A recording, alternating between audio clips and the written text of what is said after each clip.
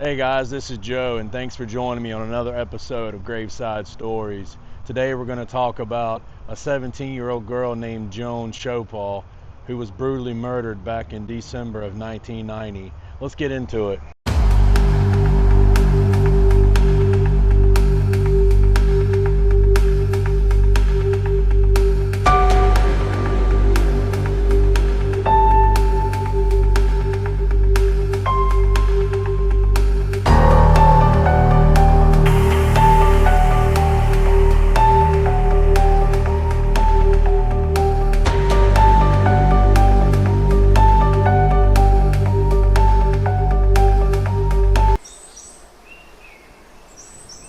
What's going on, YouTube?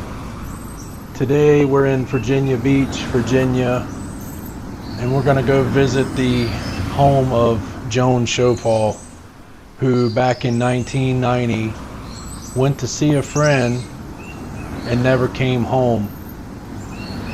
She was found a day later, brutally murdered, stabbed and thrown away like nothing. She went to go see a friend on Tuesday morning, December 5th, 1990, and was supposed to come home later that day. She never showed. Her parents began to worry, calling around looking for her, couldn't find her. The next morning, some folks were dumpster diving behind an old food line and found her body. It was wrapped up in trash bags and a blue sleeping bag. Police began to question everybody in the neighborhood, interview anybody that knew her. She was a well-known teenager, babysat in the neighborhood. Just everyone knew who she was. Her sister said she had many friends. Well, one of those interviews was with a gentleman named Larry Utton and his sons, who said that she had babysat for them several times, but also noted that her dad would often spend time with her alone in rooms of the house that were locked, and also out in the camper, a camper that they had in their driveway would also be in there at times with the door locked. The police obviously thought that was very strange, and they thoroughly searched the house and the camper and everything else, but couldn't find anything enough to charge him with anything anyway. The sons also noted that the blue sleeping bag that the police showed them pictures of looked just like the one they had camping, that they used to camp with, and went to go look for it to show the police, and it was missing from the house. Nothing ever happened as far as charges go with Larry Utton, and just a few years later he would pass away, although his brother would ask him on his deathbed, kind of in a joking manner, "A lot of people are saying you killed that girl. You didn't do it, did you?" And he replied with, "Yes, yeah, I did." Again, nothing ever came of that.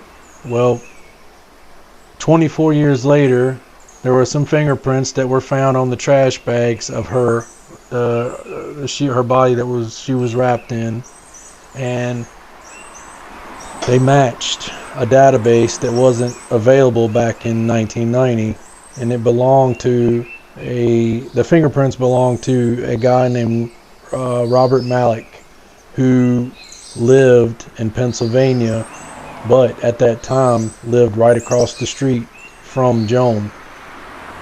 That was enough for police to charge him and bring him back from Pennsylvania, where he currently lived, and face trial for murder. This is Joan's house. This is where she lived and where she grew up until the day she went missing and never came back.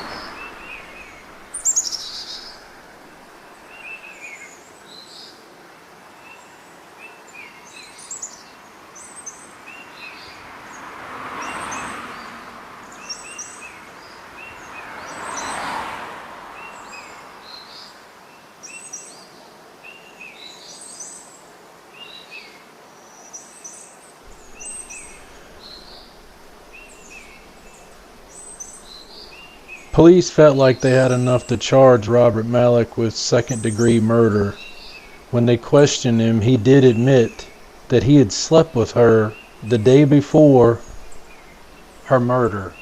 He would have been 22 years old at the time, but swore he had nothing to do with her murder or anything like that.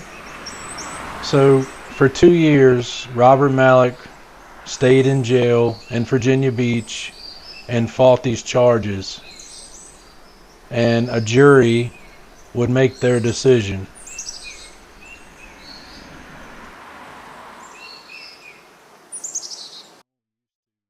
A jury finds Robert Malik not guilty. 10 on Your Side has been following this case for months now. Our Matt Gregory was there as the decision came down. You're live now in Virginia Beach. Matt, what's the latest? Deanna, as soon as the verdict came down, not guilty, mixed emotions. Obviously, the family of Joan Shoppaul, you could just see the devastation on their faces. Of course, the family of Robert Malik, on the other end of that, relief, but also at the same time, finally feeling the ability to get their lives back together. The time it took a jury to decide Robert Malik's fate felt like an eternity to his wife. Karen Malik says she'll forever be grateful with their decision, not guilty. I never questioned it, but I really hope that the jury could see it as well. The closing argument started Monday morning in the murder of Joan Shoppaul. The future of Malik's family hung in the balance. Like I had a puzzle together of what my life was going to be, and someone took and just tore that puzzle apart and made all the pieces white. The Commonwealth's attorney hammered home his points. Malik's fingerprints found on the trash bags that police found Shoppaul's body inside, and the alleged jailhouse confession from Robert Malik. This is one of the more difficult cases that I've ever seen come through our court system. And again, we knew that this would be a difficult case going into trial. Malik's defense seized on the possibility of another suspect, Larry Oughton, a man whose family claimed he confessed to the murder on his deathbed. When that man went to his grave with a picture of Joni in his wallet, to me that speaks volumes. The jury found enough reasonable doubt to return Robert Malik to his family. His wife, while relieved, says she still feels for the Shoppaul family. I'm very saddened for the Shoppaul family and everything that they have been through, and you know, the horrible events with their daughter. I know what it's like to lose a child, and I can't imagine the pain that they're in. It's a cold case without a conclusion for now. 10 on Your Side tried to talk to Robert Malik as he came out of jail for the first time in almost 2 years, his family says, but in his own way, he asked for privacy. In Virginia Beach, I'm Matt Gregory, 10 on Your Side.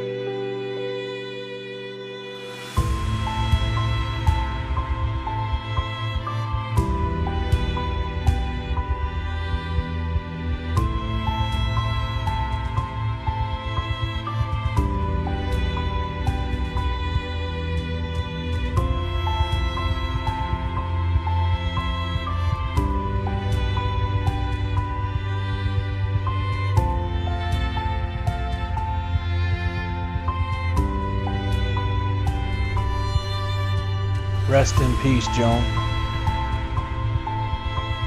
Thank you for watching, guys. I'll see you on the next one.